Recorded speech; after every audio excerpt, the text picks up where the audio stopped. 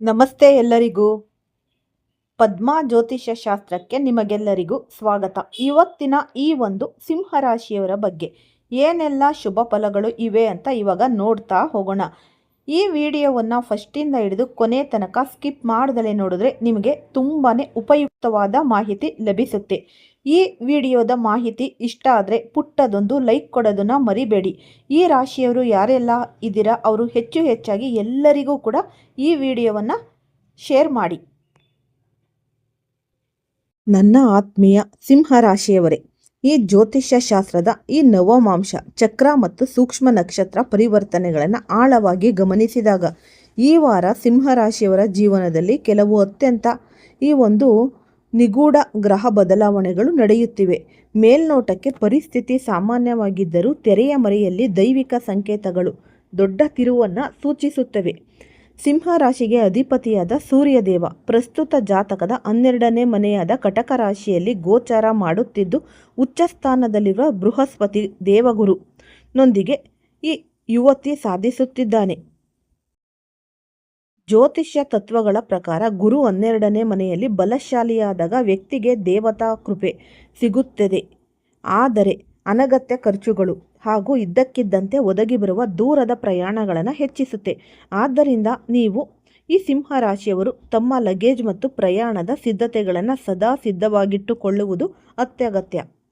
ಈ ವಾರದಲ್ಲಿ ಅಂದರೆ ಯಾವುದೇ ಶುಭ ಕಾರ್ಯ, ಹೊಸ ಉದ್ಯಮ ಚಾಲನೆ ಅಥವಾ ಮಹತ್ವದ ನಿರ್ಧಾರಗಳನ್ನು ಕೈಗೊಳ್ಳಲು ಅತ್ಯಂತ ಮಂಗಳಕರ ಹಾಗೂ ಈ ಅಬೂಜ ಮುಹೂರ್ತಗಳು. ಯಾರನ್ನಾದರೂ ಕೇಳದೆ ಅಥವಾ ಪಂಚಾಂಗ ನೋಡದೆ ನೇರವಾಗಿ ಕೆಲಸ ಪ್ರಾರಂಭಿಸಬಹುದಾದ ಪವಿತ್ರ ಸಮಯ ಲಭ್ಯವಿದೆ.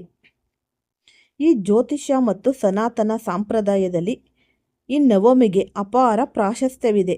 ಈ ದಿನವು ಸರ್ವಸಿದ್ಧಿ ಮುಹೂರ್ತವಾಗಿದ್ದು ಯಾವುದೇ ಆಸ್ತಿ ಖರೀದಿ, ನೂತನ ಹೂಡಿಕೆ ಒಪ್ಪಂದಗಳಿಗೆ ಸಹಿ ಹಾಕುವುದು ಅಥವಾ ಮನೆ ವಾಹನ ಖರೀದಿ ಮಾಡಲು ಅತ್ಯಂತ ಶ್ರೇಷ್ಠವಾಗಿದೆ.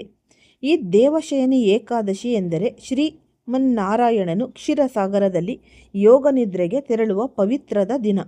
ಈ ದಿನದ ನಂತರ ಮುಂದಿನ 4 ತಿಂಗಳುಗಳ ಕಾಲ ಈ ಚಾತುರ್ಮಾಸ ಮದುವೆ ಮುಂಜಿಗಳಂತಹ ಮಂಗಳ ಕಾರ್ಯಗಳು ಸ್ಥಗಿತಗೊಳ್ಳುತ್ತವೆ. ಆದ್ದರಿಂದ ಮದುವೆ ಅಥವಾ ನಿಶ್ಚಿತಾರ್ಥದಂತಹ ಯಾವುದೇ ಶುಭ ನಿರ್ಧಾರಗಳನ್ನು ಅಂತಿಮಗೊಳಿಸಲು ಈ ದಿನ ಕಡೇ ಕ್ಷಣದ ಸುವರ್ಣ ಅವಕಾಶವಾಗಿದೆ. ಸೂರ್ಯ, ಗುರು ಮತ್ತು ಶನಿ ಈ ದೈಯದ ಸೂಕ್ಷ್ಮ ಪ್ರಭಾವ. ಸೂರ್ಯನ ನಕ್ಷತ್ರ ಬದಲಾವಣೆ. ನಿಮ್ಮ ರಾಶ್ಯಾಧಿಪತಿಯಾದ ಸೂರ್ಯದೇವನು ಈ ವಾರದ ಆರಂಭದಲ್ಲಿ ಪುಷ್ಯ ನಕ್ಷತ್ರಕ್ಕೆ ಪ್ರವೇಶಿಸಲಿದ್ದಾನೆ. ಪುಷ್ಯ ನಕ್ಷತ್ರವು ಅತ್ಯಂತ ಪವಿತ್ರ ನಕ್ಷತ್ರವಾಗಿದ್ದರೂ ಇದರ ನಕ್ಷತ್ರಾಧಿಪತಿ ಶನಿದೇವ. ಸಿಂಹರಾಶಿಯವರಿಗೆ ಪ್ರಸ್ತುತ ಶನಿಯ ದೈಯ ಪ್ರಭಾವ ಇರುವುದರಿಂದ ಸೂರ್ಯನ ಈ ಒಂದು ಗೋಚಾರವು ಶನಿಯ ಪ್ರಭಾವವನ್ನು ಸಕ್ರಿಯಗೊಳಿಸುತ್ತೆ.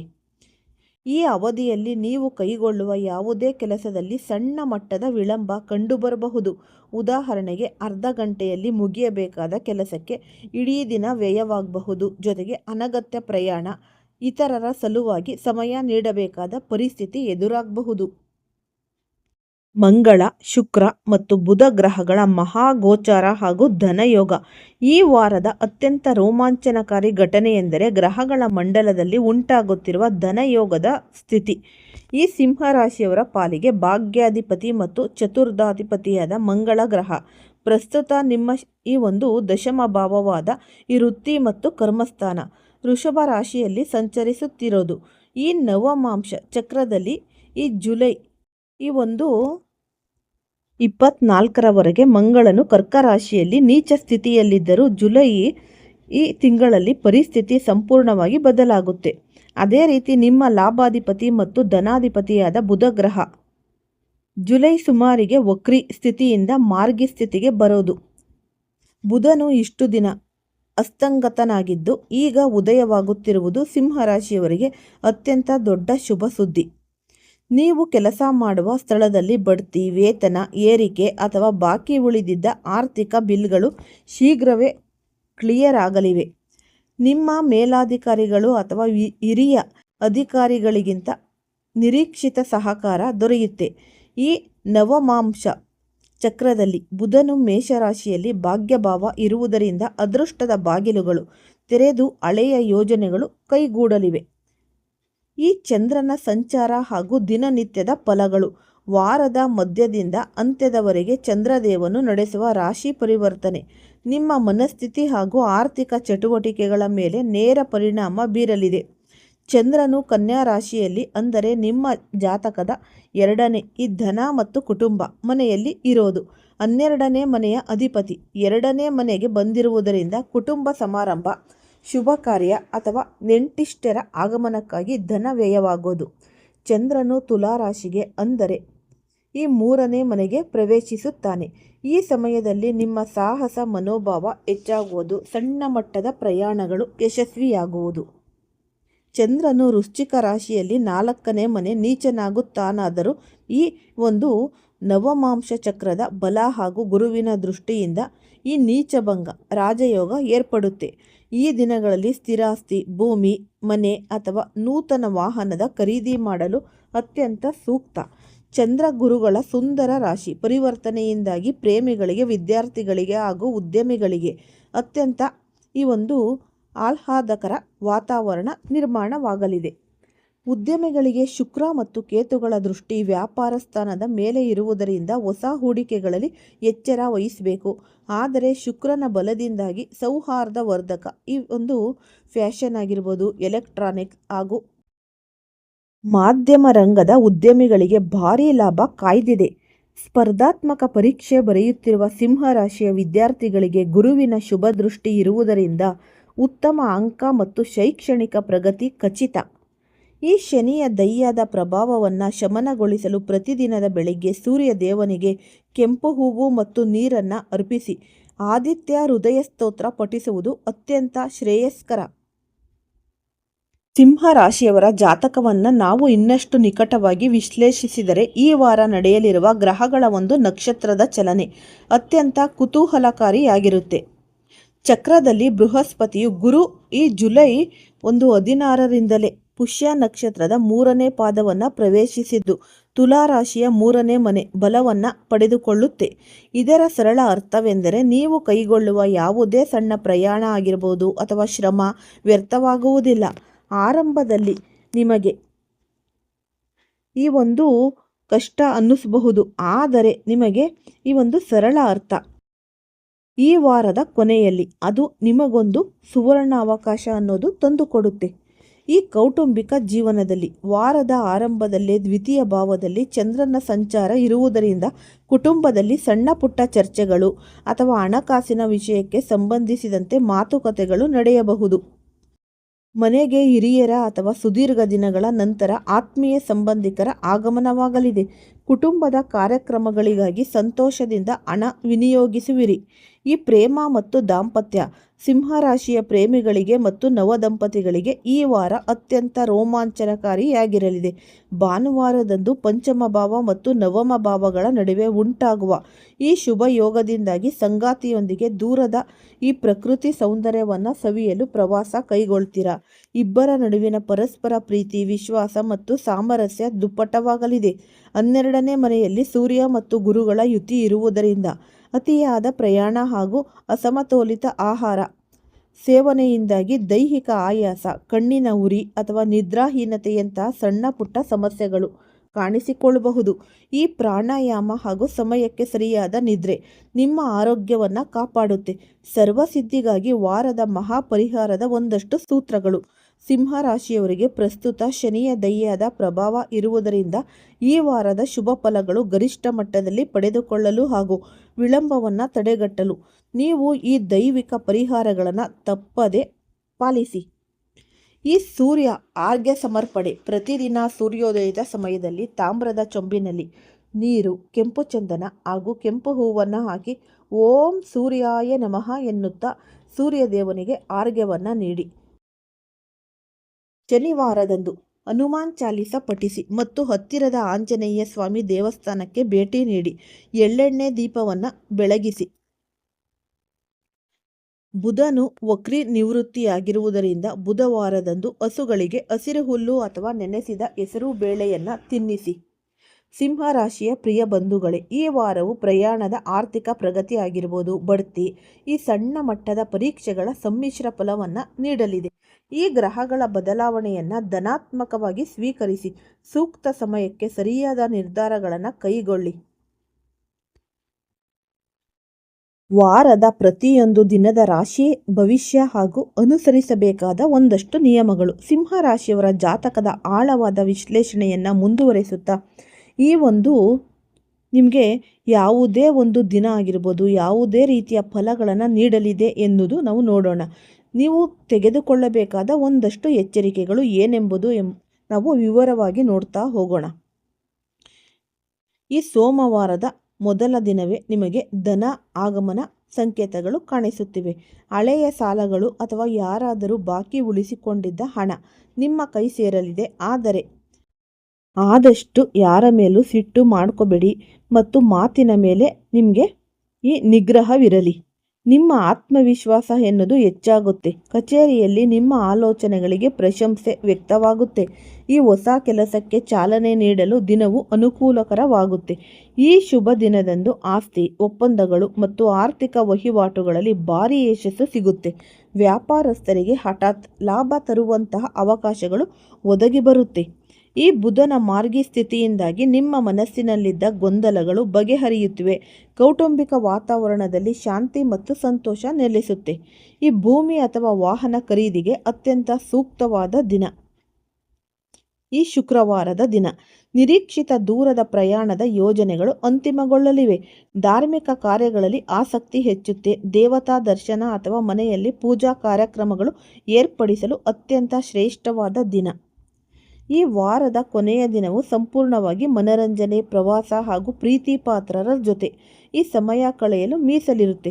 ಆರ್ಥಿಕವಾಗಿಯೂ ಧನಾತ್ಮಕ ಫಲಗಳು ದೊರೆಯುತ್ತಿವೆ. ಸಿಂಹ ರಾಶಿಯವರಿಗೆ ಈ ವಾರ ಅಂದರೆ 1 ಮತ್ತು 6 ಸಂಖ್ಯೆಗಳು ಅತ್ಯಂತ ಶುಭ ಫಲವನ್ನು ತಂದುಕೊಡುತ್ತವೆ. ಈ ಮಾಣಿಕ್ಯದಂತಹ ಕೆಂಪು, ಬಂಗಾರದಂತಹ ಹಳದಿ ಹಾಗೂ ಕಿತ್ತಳೆ ಬಣ್ಣಗಳು ನಿಮ್ಮ ಶಕ್ತಿಯನ್ನು ಪ್ರಚೋದಿಸಿ ಯಶಸ್ಸಿನತ್ತ ಕೊಂಡೊಯ್ಯುತ್ತೆ. ಇವು ನಿಮಗೆ ಅದೃಷ್ಟದ ಬಣ್ಣಗಳು ಅಂತ ಅನ್ನಬಹುದು. ಈ ಶುಭ ದಿಕ್ಕು ಉತ್ತರ ಮತ್ತು ಈಶಾನ್ಯ ದಿಕ್ಕುಗಳು ವ್ಯಾಪಾರ, ಪ್ರಯಾಣ ಆಗಿರಬಹುದು, ಹೊಸ ಕೆಲಸಗಳಿಗಾಗಿ ಅತ್ಯಂತ ಮಂಗಳಕರವಾಗಿವೆ. ನನ್ನ ಆತ್ಮೀಯ ಸಿಂಹರಾಶಿಯವರೇ, ಗ್ರಹಗಳ ಈ ಒಂದು ಅಪ್ರತ್ಯಕ್ಷ ಹಾಗೂ ರಹಸ್ಯ ಗೋಚಾರವು ನಿಮಗಾಗಿ ಈ ಉತ್ತಮ ಅವಕಾಶಗಳನ್ನು ಸೃಷ್ಟಿಸುತ್ತೆ. ಅನಗತ್ಯ ಚಿಂತನೆಗಳನ್ನು ತೊರೆದು ಸಿಕ್ಕ ಅವಕಾಶಗಳನ್ನು ಸರಿಯಾದ ರೀತಿಯಲ್ಲಿ ಆದಷ್ಟು ಬಳಸಿಕೊಳ್ಳಿ. ದೈವಾನುಗ್ರಹ ಮತ್ತು ಕಠಿಣ ಶ್ರಮದಿಂದ ಈ ವಾರ ನಿಮ್ಮ ಜೀವನದಲ್ಲಿ ನೆನಪಿನಲ್ಲಿ ಉಳಿಯುವಂತಹ ಯಶಸ್ಸನ್ನು ತರುತ್ತೆ. ಸಿಂಹ ರಾಶಿಯವರ ಜಾತಕದ ಈ ಸಂಪೂರ್ಣ ವಾರದ ಗ್ರಹಚಾರವನ್ನು ಪರಿಶೀಲಿಸಿದಾಗ ಗ್ರಹಗಳ ಚಲನೆಯು ನಿಮಗಾಗಿ ಧನಾತ್ಮಕ ಹಾಗೂ ಪ್ರಗತಿದಾಯಕ ಫಲಗಳನ್ನು ಕಾಯ್ದಿರಿಸಿದೆ ಎಂಬುದು ಸ್ಪಷ್ಟವಾಗುತ್ತೆ. ಶನಿಯು ದಯ್ಯಾದ ಸಣ್ಣ ಪುಟ್ಟ ಪ್ರಭಾವಗಳು ಇರಲಿದೆಯಾದರೂ ಸೂರ್ಯನ ಬಲ ಹಾಗೂ ಬುಧನ ಮಾರ್ಗಿ ಸ್ಥಿತಿಯು ನಿಮ್ಮನ್ನು ಸರ್ವ ಸಂಕಟಗಳಿಂದ ಪಾರು ಮಾಡುತ್ತೆ. ನಿಮ್ಮ ಈ ಒಂದು ಧೈರ್ಯ, ಆತ್ಮವಿಶ್ವಾಸ ಹಾಗೂ ನಿರಂತರ ಶ್ರಮದೊಂದಿಗೆ ಮುನ್ನಡೆಯಿರಿ. ಈ ವಾರದಲ್ಲಿ ಬರುವ ಈ ಒಂದು ಅಬೂಜ ಮುಹೂರ್ತಗಳನ್ನು ಸರಿಯಾಗಿ ಬಳಸಿಕೊಂಡು ನಿಮ್ಮ ಕನಸುಗಳನ್ನು ನನಸಾಗಿಸಿಕೊಳ್ಳಿ. ಸಿಂಹ ರಾಶಿಯ ಹಾಗೂ ಸಿಂಹ ಲಗ್ನದ ಸಮಸ್ತ ಬಂಧುಗಳೇ, ಈ ವಾರದ ಶನಿದೇವ, ಬೃಹಸ್ಪತಿ ಹಾಗೂ ಅತ್ಯಂತ ತೇಜಸ್ವಿಯಾದ ಸೂರ್ಯದೇವನ ಅಪರೂಪದ ಯೋಗವು ನಿಮ್ಮ ಜೀವನಕ್ಕೆ ಹೊಸ ದಾರಿಯನ್ನು ತೋರಿಸುತ್ತೆ. ಯಾವುದೇ ಕಷ್ಟ ಬಂದರೂ ಧೈರ್ಯಗುಂದದೆ ಜ್ಯೋತಿಷ್ಯ ಶಾಸ್ತ್ರವು ನೀಡಿದ ಈ ಒಂದು ಮಾರ್ಗದರ್ಶನ ಹಾಗೂ ಪರಿಹಾರಗಳನ್ನು ಮನಪೂರ್ವಕವಾಗಿ ಪಾಲಿಸಿ. ನಿಮ್ಮ ಪ್ರತಿಯೊಂದು ಸತ್ಕಾರ್ಯಕ್ಕೂ ಈ ಜಗನ್ನಿಯಾಮಕನಾದ ದೇವತಾ ಅನುಗ್ರಹ ಸದಾ ಇರುತ್ತೆ. ಈ ವಾರ ನಿಮಗೆ ನಿಮ್ಮ ಕುಟುಂಬಕ್ಕೆ ಅತ್ಯಂತ ಮಂಗಳಕರ ಹಾಗೂ ಸಮೃದ್ಧಿದಾಯಕವಾಗಿ ಅದೃಷ್ಟ ಅನ್ನೋದು ಕೂಡಿ ಬರುತ್ತೆ. ಜೀವನದಲ್ಲಿ ಅನೇಕ ಬಾರಿ ಒಂದು ಪ್ರಶ್ನೆ ಮೂಡುತ್ತೆ.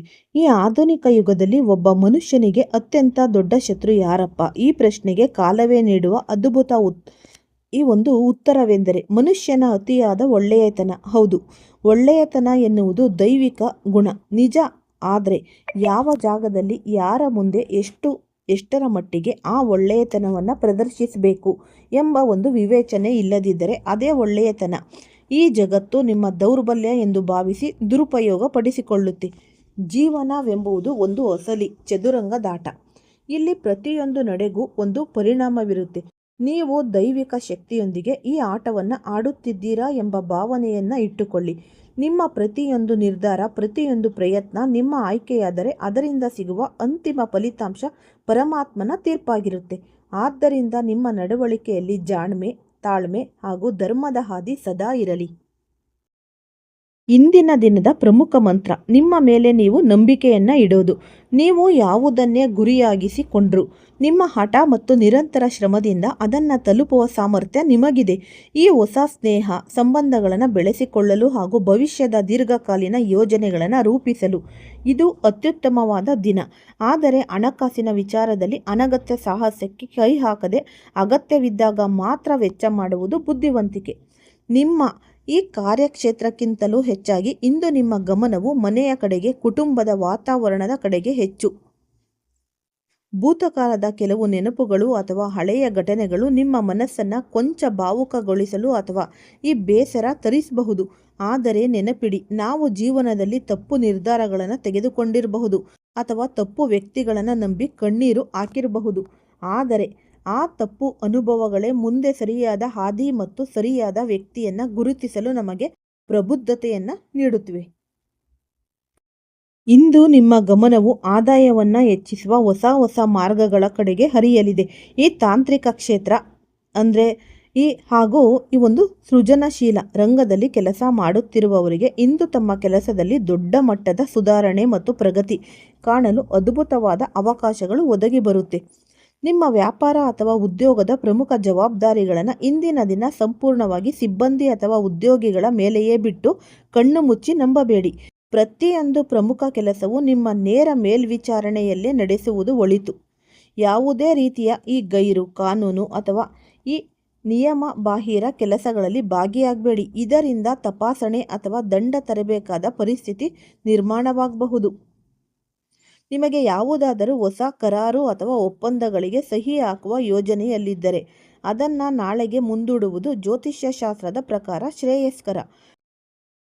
ಕುಟುಂಬದ ಪಾರಂಪರಿಕ ಅಥವಾ ಪಿತ್ರಾರ್ಜಿತ ಆಸ್ತಿಗೆ ಸಂಬಂಧಿಸಿದಂತೆ ಯಾವುದೇ ವಿವಾದಗಳು ನಡೆಯುತ್ತಿದ್ದರೆ ಹಿಂದೂ ಹಿರಿಯರ ಅಥವಾ ಮೂರನೇ ವ್ಯಕ್ತಿಯ ಮಧ್ಯಸ್ಥಿಕೆಯಿಂದ ಆ ಸಮಸ್ಯೆಗೆ ಸುಲಭವಾದ ಪರಿಹಾರ ಕಂಡುಕೊಳ್ಳುವ ಸಾಧ್ಯತೆ ಇದೆ.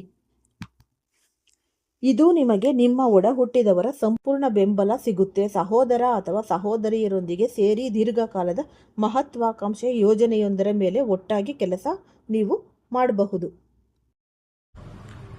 ಈ ಉಪಯುಕ್ತವಾದ ಮಾಹಿತಿ ನಿಮಗೆಲ್ಲರಿಗೂ ಇಷ್ಟ ಆಗಿದ್ರೆ ಪ್ಲೀಸ್ ಒಂದು ಲೈಕ್ ಕೊಡೋದನ್ನ ಮರಿಬೇಡಿ. ಲೈಕ್ ಮಾಡಿ, ಶೇರ್ ಮಾಡಿ, ಮತ್ತೆ ಸಬ್ಸ್ಕ್ರೈಬ್ ಮಾಡಿ. ಎಲ್ಲರಿಗೂ ಕೂಡ ಧನ್ಯವಾದಗಳು.